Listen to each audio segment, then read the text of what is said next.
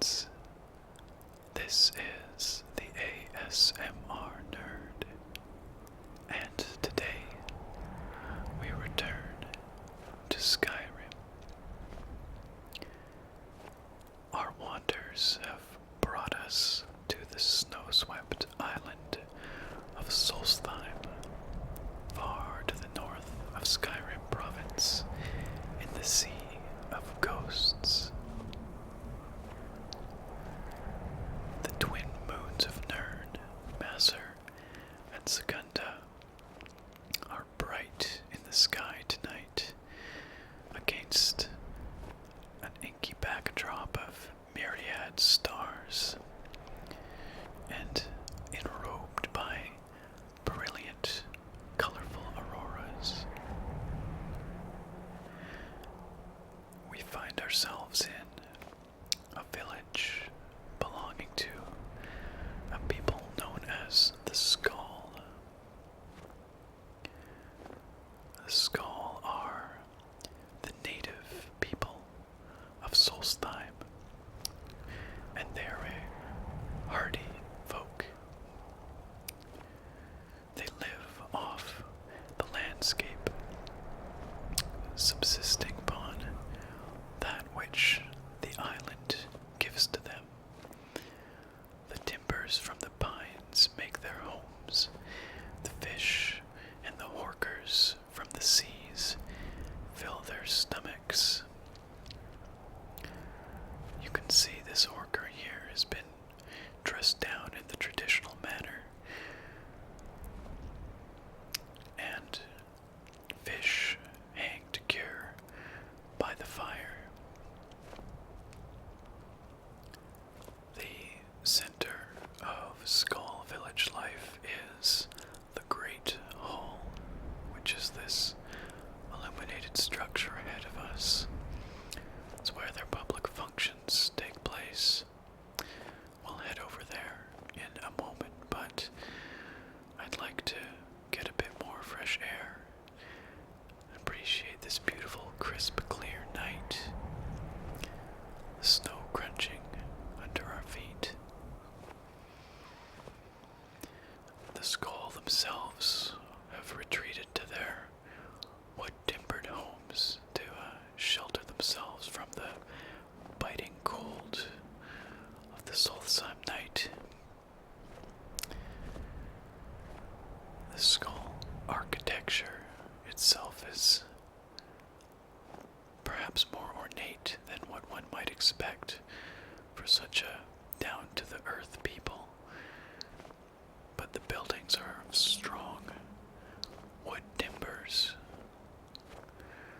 and the carving techniques have been passed down from generation to generation of Skaal timberers and woodworkers. They take great pride in their craftsmanship.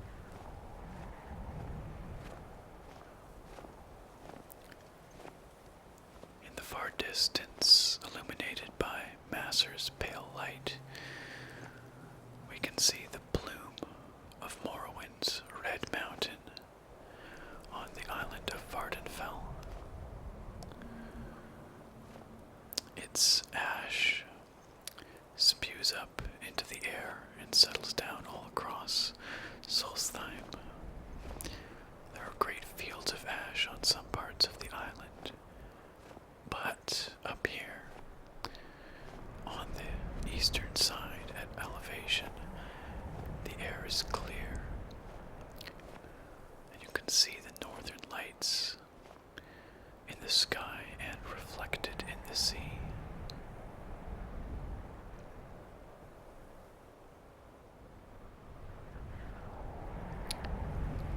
Let's head inside the Great Hall, where it's warm. Perhaps we'll find a nice fire.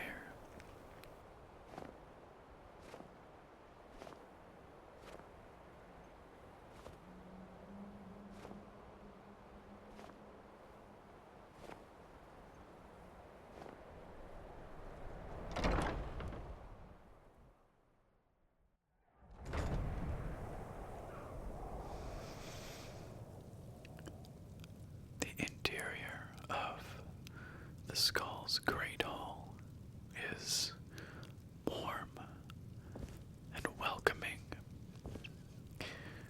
It smells of the smoke that fills the rafters and the sharp scent of pine from the split wood.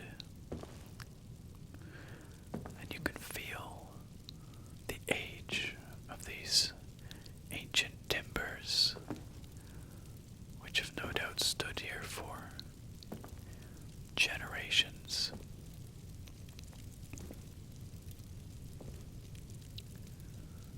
It looks like the Skaal keep a warm hearth burning all night long, perhaps to welcome weary travelers such as ourselves to come in and warm up from the biting cold outside.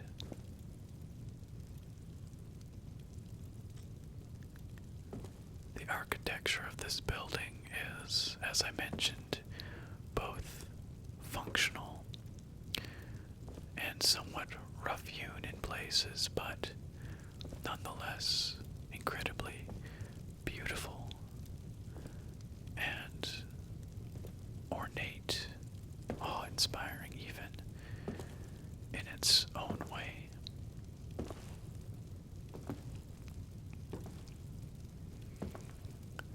As I mentioned, the Skaal make use of everything the land gives them. We can see furs on the ground from bears, saber cats.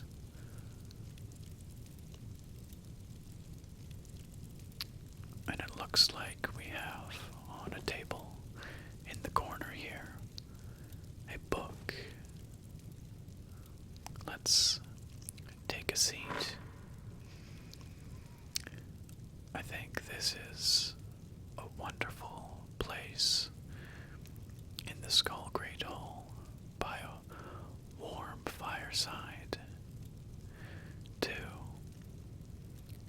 spend a bit of time reading a book, perhaps learn a bit more about the Skaal people. This book is called Aevar Stone-Singer, and it's a legend of the Skaal. Sit quietly, child, and listen, for the story I tell you is a story of the ages. But what is it, grandfather? Is it a story of heroes and beasts? The grandfather looked patiently at the child. He was growing into a fine boy. Soon he would see the value in the stories, the lessons that were taught to each generation. Just listen, child. Let the story take root in your heart.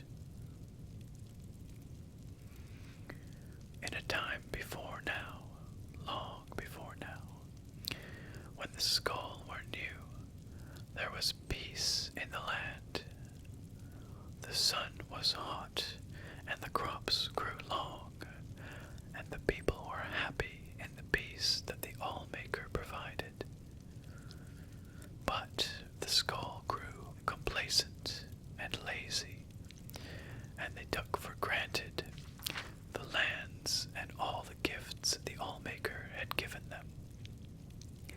They forgot, or chose not to remember, that the adversary is always watching, and that he delights in tormenting the Allmaker and his chosen people. And so it was that the adversary came to be among the Skaal. The adversary has many aspects. He appears in the unholy beasts and the incurable plague. At the end of seasons, we will know him as Thardeg, the world devourer.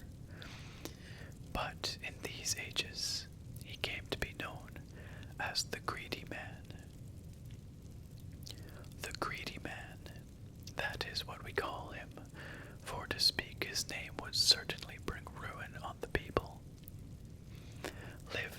the Skaal for many months. Perhaps he was once just a man, but when the adversary entered into him, he became the greedy man, and that is how he is remembered. It came to be one day that the powers of the Skaal left them. The strength left the arms of the warriors, and the shaman could no longer summon the beasts to their side. The elders thought that surely the Allmaker was displeased, and some suggested that the Allmaker had left them forever. It was then that the greedy man appeared to them and spoke. You of the Skaal have grown fat and lazy. I have stolen the gifts of your Allmaker. I have stolen the oceans, so you will forever know thirst. I have stolen the lands and the trees and the sun, so your crops will wither and die. I have stolen the beasts, so you will go hungry. And I have stolen the winds, so you will live without the spirit of the Allmaker. And until one of you can reclaim these gifts, the Skaal will live in misery and despair. For I am the greedy man, and that is my nature. And the greedy man disappeared. The members of the Skaal spoke for many days and nights. They knew that one of them must retrieve the gifts of the Allmaker, but they could not decide who it should be. I cannot go, said the elder, for I must stay to lead the Skaal and tell our people what is the law. I cannot go, said the warrior, for I must protect the Skaal. My sword will be needed in case the greedy man reappears. I cannot go, said the shaman, for the people need my wisdom. I must read the portents and offer my knowledge. It was then that a young man called Avar lifted his voice. He was strong of arm and fleet of foot, though he was not yet a warrior of the Skaal.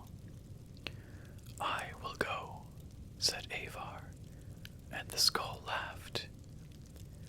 Hear me out, the boy continued. I am not yet a warrior, so my sword will not be needed. I cannot read the portents, so the people will not seek my counsel. And I am young, and not yet wise in the ways of the law. I will retrieve the gifts of the Allmaker from the greedy man. If I cannot, I will not be missed.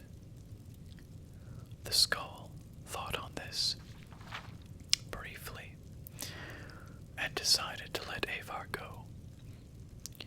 He left the village the next morning to retrieve the gifts.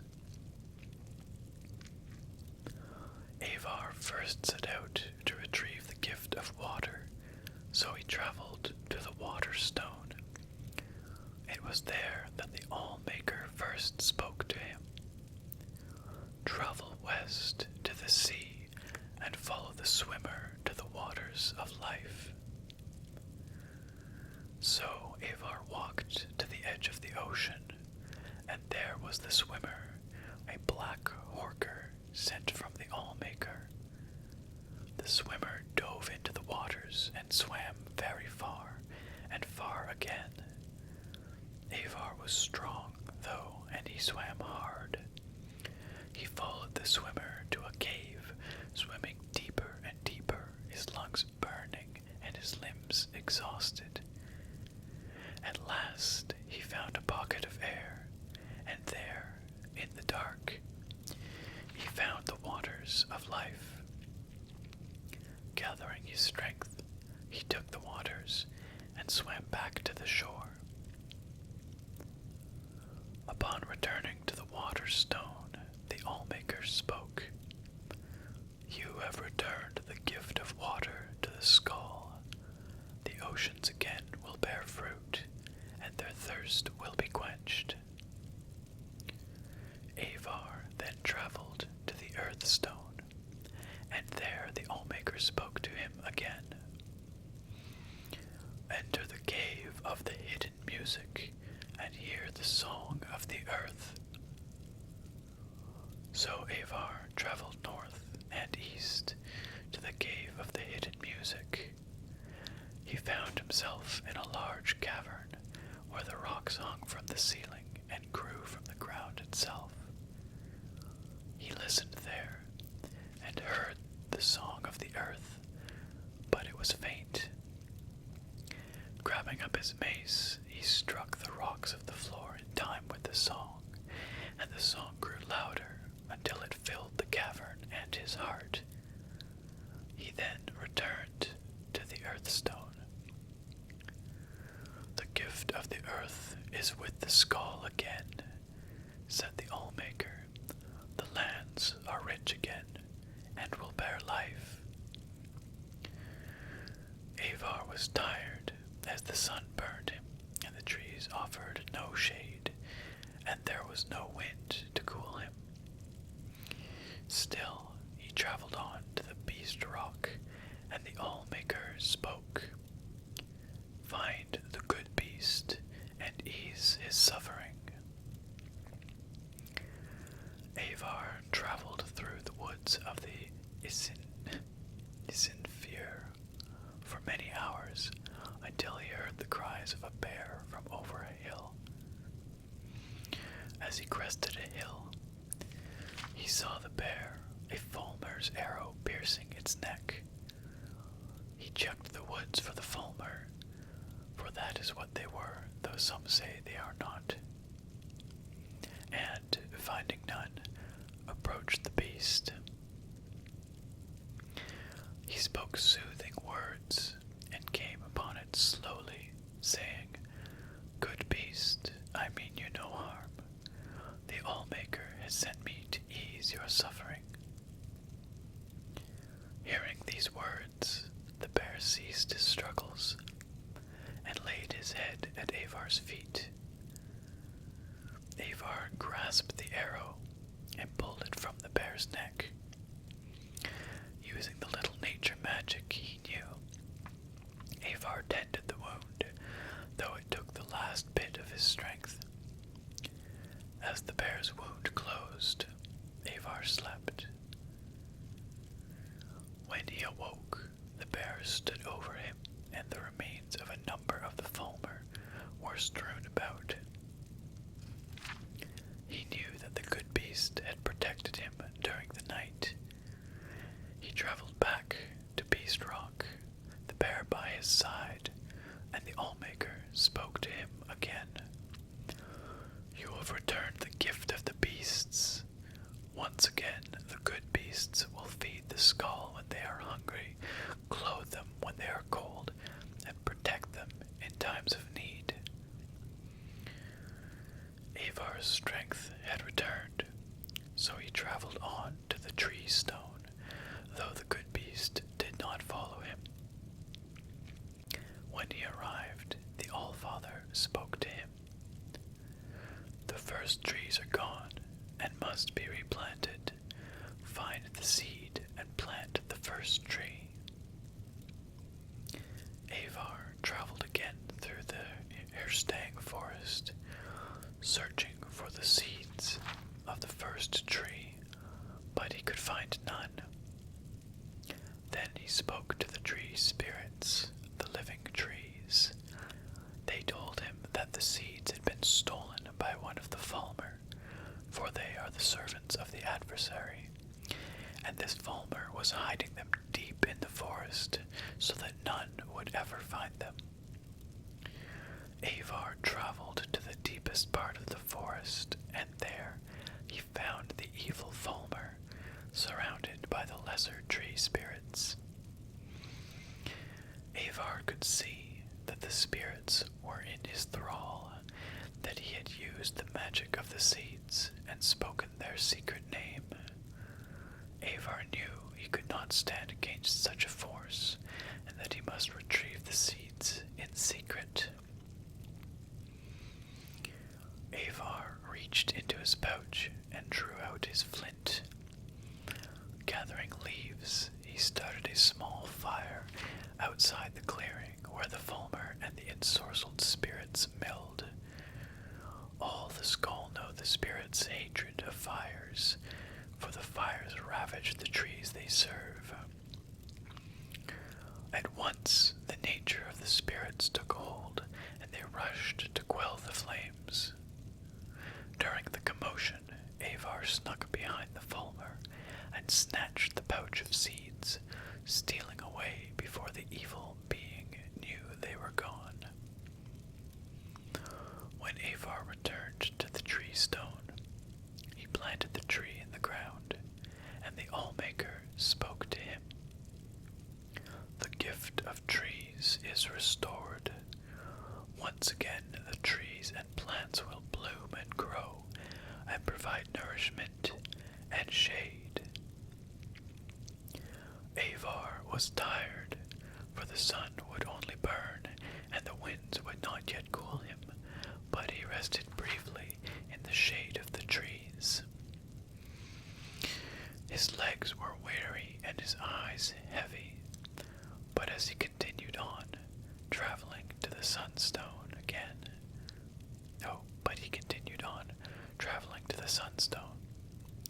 again, the Allmaker spoke. The gentle warmth of the sun is stolen, so now it only burns. Free the sun from the halls of penumbra. And so Avar walked west over the frozen lands until he reached the halls of penumbra. The air inside was thick and heavy, and he could see no farther than the end of his arm. Still, he felt his way along the walls, though he heard the shuffling of feet, and knew that this place held the unholy beasts who would tear his flesh and eat his bones. For hours he crept along, until he saw a faint glow far at the end of the hall. There, from behind a sheet of perfect ice, came a glow so bright he had to shut his eyes, lest they be forever blinded. He plucked the flaming eye from one of the unholy beasts, and threw it at the ice with all his might. A small crack appeared in the ice, then grew larger. Slowly the light crept out between the cracks, widening them, splitting the ice wall into pieces. With a deafening crack, the wall crumbled, and the light rushed over Avar and through the halls. He heard the shrieks of the unholy beasts as they were blinded and burned. He ran out of the halls, following the light, and collapsed on the ground outside. When he was able to rise again, the sun again warmed him, and he was glad for that. He traveled back to the Sunstone, where the Allmaker spoke to him. The gift of the sun is the Skaal's once again. It will warm them and give them light. Avar had one final gift he had to recover, and the gift of the winds, So he traveled to the Wind Stone, far on the western coast of the island. When he arrived, the Allmaker spoke to him, giving him his final task. The greedy man, find the greedy man, and release the wind from its captivity. So Avar wandered the land in search of the greedy man. He looked in the trees, but the greedy man did not hide there, nor did he hide near the oceans or the deep caves, and the beasts had not seen him in the dark forests. Finally, Avar came to a crooked house, and he knew that here he would find the greedy man.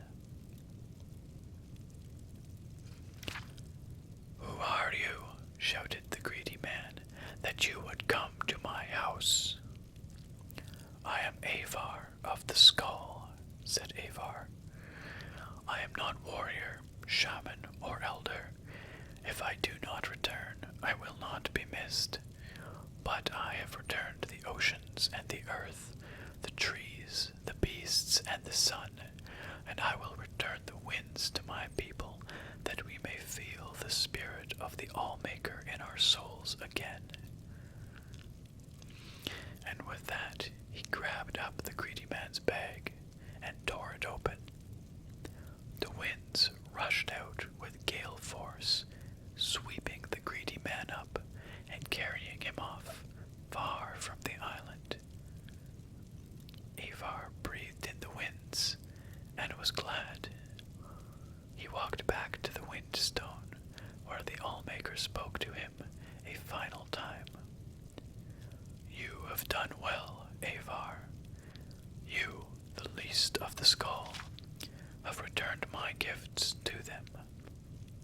The greedy man is gone for now, and should not trouble your people again in your lifetime. Your All-Maker is pleased. Go now and live according to your nature." And Avar started back to the Skaal village. "And then what happened, grandfather?" "What do you mean, child? He went home." "No, when he returned to the village," the child continued. "Was he made a warrior, or taught the ways of the shaman? Did he lead the Skaal in battle?"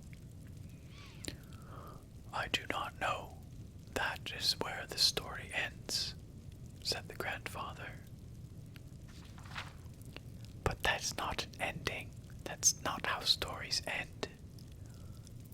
The old man laughed and got up from his chair. "Is it not?"